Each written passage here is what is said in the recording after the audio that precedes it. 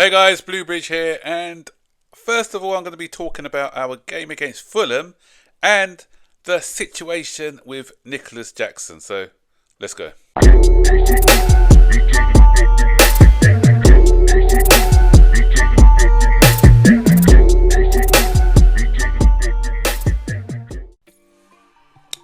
So, um, just finished watching the game. 2-0 victory. Wasn't impressed today with the Chelsea the match. I thought Fulham played very well in the first half, had our number a bit, outmuscled us for most of the half, and we were quite fortunate to get away with a 2-0 victory. But one thing I want to talk about is the bias from the commentators, and a lot of even Joe Cole was a bit biased with the situation, because everyone was saying Fulham were hard done by, but were they? I'm the first one to put my hand up, because I'm not one of these guys who just sees things through blue tinted glasses. I try to be as fair as possible. But if you look at the situation, why are they making such a big deal out of the disallowed Fulham goal by King? It was a clear foul. Shalabar had his foot stamped on, and it was foul. I don't care when Joe Cole and all these things say it was accident. Most fouls are accidents. People don't deliberately. Sometimes you've got people who deliberately go to foul somebody, but anyone who mistimes a tackle in the penalty box, if they catch the player, it's a foul. If a Chelsea player was in the penalty box and someone had trod on their foot, then would they say? No, or even a Fulham player and a Chelsea player has trod on his foot, would they have said, "Oh no, we're not going to give that because it was accidental"? Of course they're not. They're going to say it was a foul. Most fouls are not intentional, especially in the penalty box. But it was this was a stamp on the foot which impeded Shalabar, and it led to the goal. So I don't know what the fuss is about. Come on now. That's ridiculous. And as I said, with the commentator going on about it all game, it just done my head in a bit, because I just think that was unnecessary. João Pedro, once again, proving to be one of our signings of the season. He's already got 3 goals this season, and 2 goals? And if you're taking the Club World Cup in the match, he scored a goal in that one again as well, so he scored 3 goals for us already. But does that count for last season or this season? But anyway, he's great in the air, good header, another brilliant header, great timing of the jump, and that put us ahead. Again, Fulham were moaning because they said it went over the 8 minutes, but 8 minutes is the minimum time allowed, and that's what we got to remember.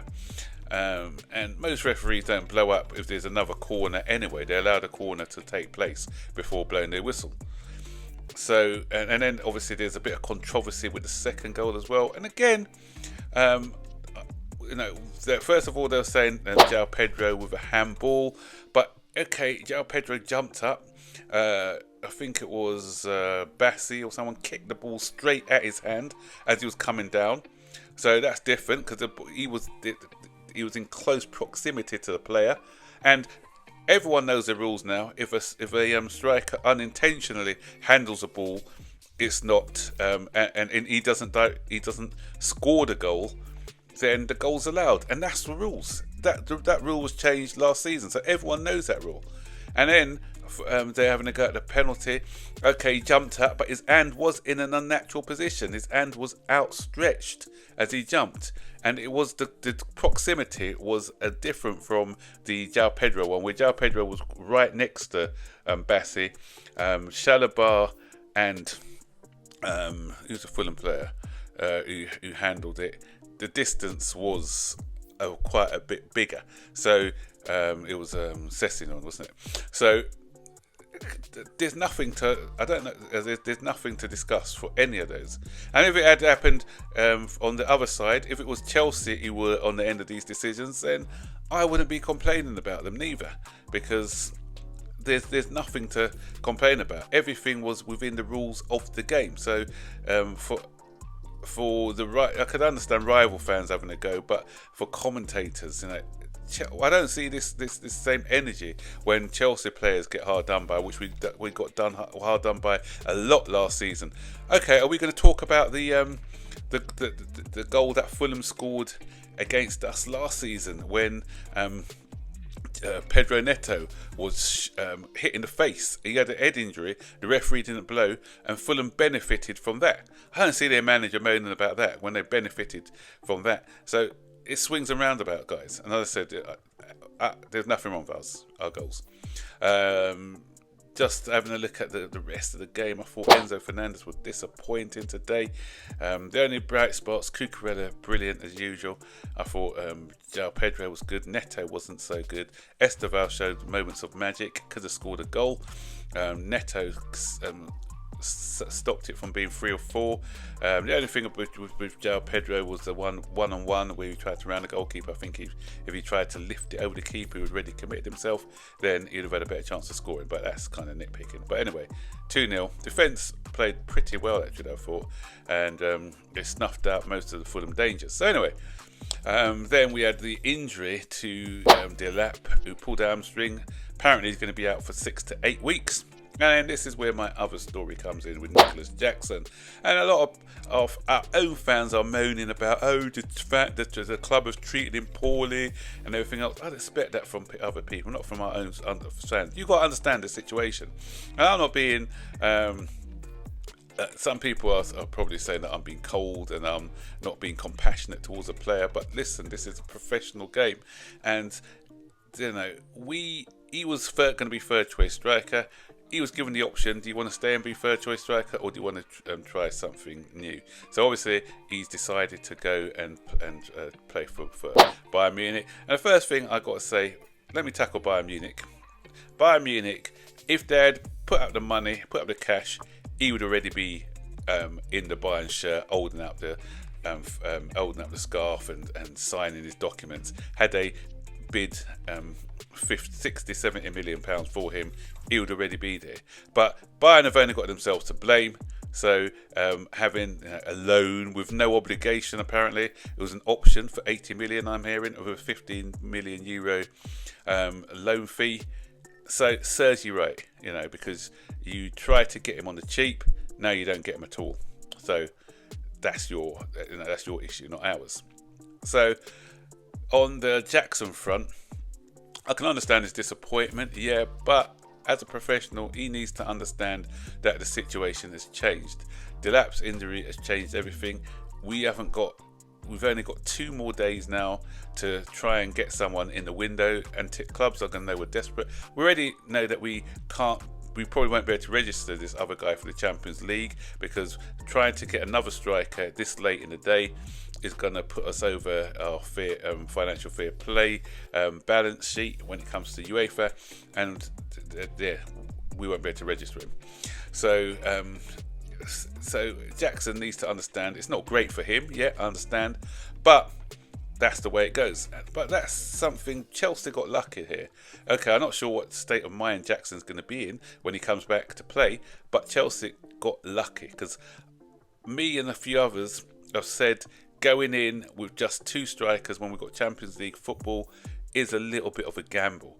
And Jackson, if the fact that we didn't get Simmons in, okay, I know he's not a striker, but Jackson can be used on the left as well, and he's quite a versatile player.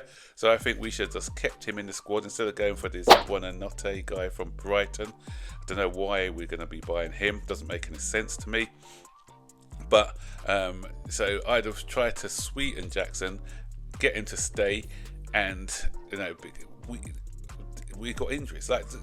We were fortunate. That last year we were unfortunate. Not unfortunate. It was poor planning by the board, because we didn't get in another striker to help Jackson. Jackson went and got injured, and then we ended up having to play Pedro Neto up front for quite a few games, and we got hurt by that, especially against Brighton in the cup and the league games.